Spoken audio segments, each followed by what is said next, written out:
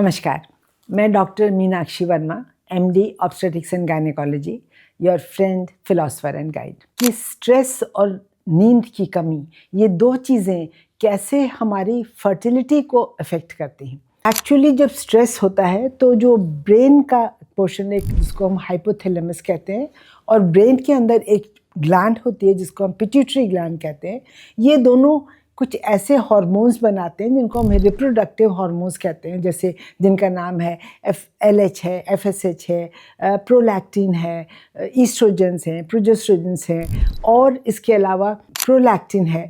ये hormones they are very very important as far as fertility is concerned, both male and female. Males में testosterone levels हैं। जब stress होता है तो बॉडी अपने आप को एक फाइट और फ्लाइट के मोड में ले लेती है। तो इस तरह से स्ट्रेस का और नींद के कम होने का ये डायरेक्ट रिलेशन रिप्रोडक्टिव हार्मोन्स पे। नींद जो है वो सिर्फ एक आराम नहीं है, ये एक वो अवस्था है जहाँ पे बॉडी को, जिसको हम कहते हैं रिपेयर मैकेनिज्म, अपने बॉडी को वो रिपेयर होता है बॉडी में, और उस रिपेयर के दौरान में बहुत अच्छे, जब गहरी नींद होती है तो अच्छे रिप्रोडक्टिव हार्मोन्स बनते हैं, जिससे कि हार्मोनल बैलेंस बना रहता है, जिससे कि ओव्यूलेशन ठीक होता है, एग फॉर्मेशन होता है, साइकिल्स ठीक रहती हैं, और फिर प्रेगनेंसी जो है वो आराम से होने का चांस रहता है। अगर नींद ठीक ना आए तो क्या नुकसान होगा? कॉर्टिसोल लेवल्स बहुत बढ़ जाते हैं स्ट्रेस से और नींद से ना आने से। कॉर्टिसोल एक हार्मोन होता है जो बॉडी को बहुत उसमें बहुत ऊंचा लेवल बन जाता है, which is very very harmful for all the bodily functions. और स्ट्रेस की वजह से फिर हमारी थायराइड हार्मोन्स हैं, उन पे भी इफ़ेक्ट पड़ता है। जब थायराइड हार्मोन ठीक नहीं होगा तो आपकी जो फर्टिलिटी है वो हमेशा लो रहेगी।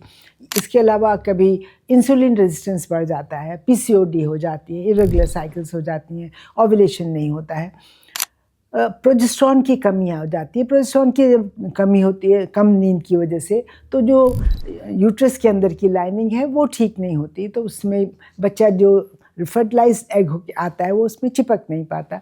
तो इस प्रकार से ये फर्टिलिटी को, स्ट्रेस, नींद की जो कमी है वो इफ़ेक्ट करती रहती है। अपने बॉडी को शांत रखें।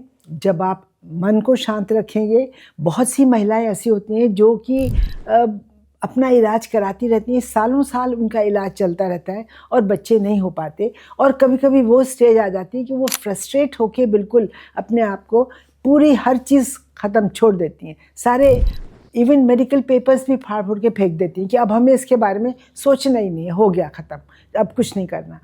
इसी तरह से आपने देखा होगा कि कई दफ़े लोग परेशान होने के बाद बहुत नहीं इलाज से ठीक हो पाया तो एक बच्चा अडॉप्ट कर लेते हैं। बच्चा अडॉप्ट करने के बाद उनका एकदम मेंटल रिलैक्सेशन हो जाता है, उनका पूरा ध्यान बच्चे के पालन पोषण में लग जाता है, खुशी रहती है, तो सारा स्ट्रेस फैक्टर चला गया, और बच्चा अडॉप्ट करने के बाद उनका अपने आप ही स्पॉन्टेनियस कंसेप्शन हो जाता है।